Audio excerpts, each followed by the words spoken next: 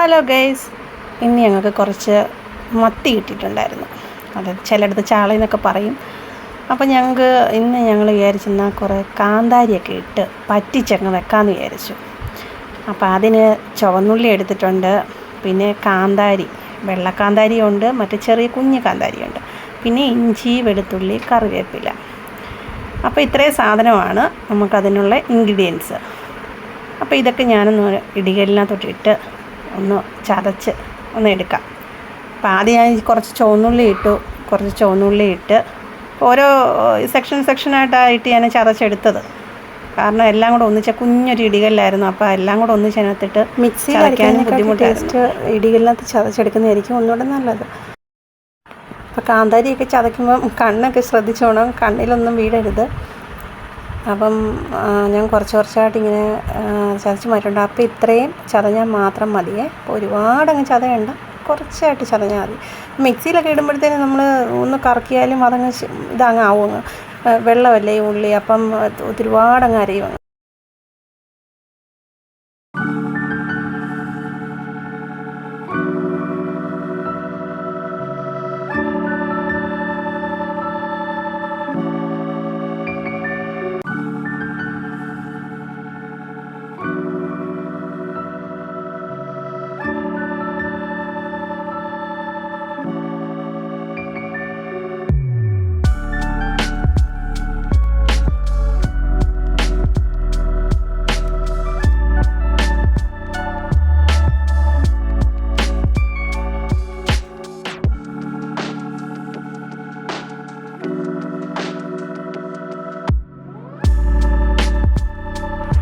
അപ്പം നമ്മുടെ ചുവന്നുള്ളി, വെളുത്തുള്ളി, ഇഞ്ചി, പിന്നെ കറിവേപ്പില, പിന്നെ നമ്മുടെ സ്പെഷ്യൽ കാന്താരി, ഇതെല്ലാം ചതച്ച് കിട്ടിയിട്ടുണ്ട്. പിന്നെ ഇവിടെ അരപ്പെടുത്തേക്കുന്ന തേങ്ങ, മഞ്ഞൾപ്പൊടി, ശകല ഉലുവാപ്പൊടി, പിന്നെ ഒരു നുള്ള് മുളക് പൊടി. അപ്പോൾ ഇതെല്ലാം കൂടെ നമുക്ക് മിക്സിയിലിട്ടൊന്ന് ചെറുതായിട്ടൊന്ന് ക്രഷ് ചെയ്തെടുക്കാം. ജസ്റ്റ് ഒന്ന് ക്രഷ് ചെയ്യാവൂ. അപ്പോൾ ഈ പരുവത്തിൽ കിട്ടി. അപ്പം നമുക്ക് ഇതിനകത്തോട്ടൊന്ന് മിക്സ് ചെയ്ത് എടുക്കാം.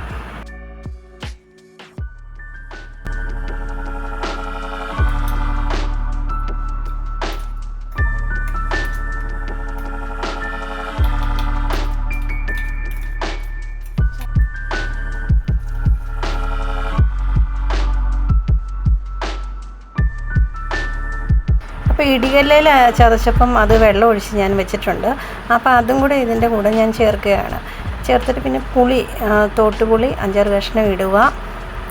ഇട്ടിട്ട് നമ്മൾ കഷ്ണമൊക്കെ പറക്കി അങ്ങോട്ട് ഇടുക. കഷ്ണവും പറക്കി നമ്മൾ ആവശ്യത്തിന് വെള്ളമെല്ലാം ഒഴിച്ച് ഉപ്പൊക്കെ ഇട്ട് അടപ്പിലോട്ട് വെക്കാം.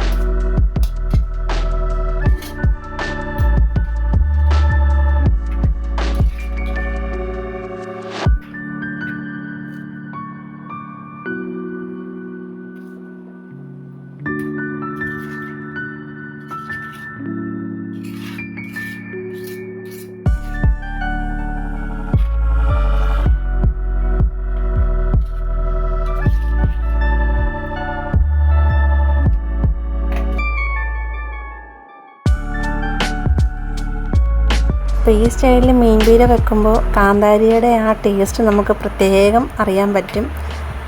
അപ്പം നമുക്കിതൊന്ന് അടച്ചൊന്ന് വെക്കാം. അടച്ച് തിളയ്ക്കുന്നിടം വരെ തീയൊക്കെ കൂട്ടി ഒന്ന് അടച്ച് വെക്കാം.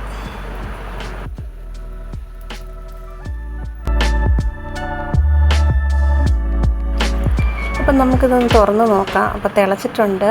അപ്പം തുറന്നപ്പോഴത്തേനും നല്ല മണം മൂക്കിലോട്ടടിക്കുന്നുണ്ട്.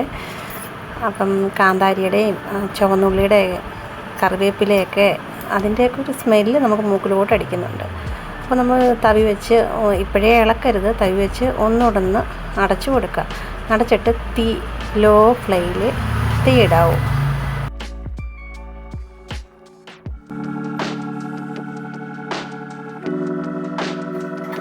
ഏകദേശം വെള്ളമൊക്കെ പറ്റിയിട്ടുണ്ട്. നമുക്കിനി കുറച്ച് കറിവേപ്പിലയും പിന്നെ കുറച്ച് വെളിച്ചെണ്ണയും കൂടെ ഒഴിച്ച് നമുക്കിനി എടുക്കാം. ഞങ്ങൾക്ക് കുറച്ച് ചാറ് വേണം, അതുകൊണ്ടാണ് ഞങ്ങൾ ഈ തരത്തിലെടുത്തത്.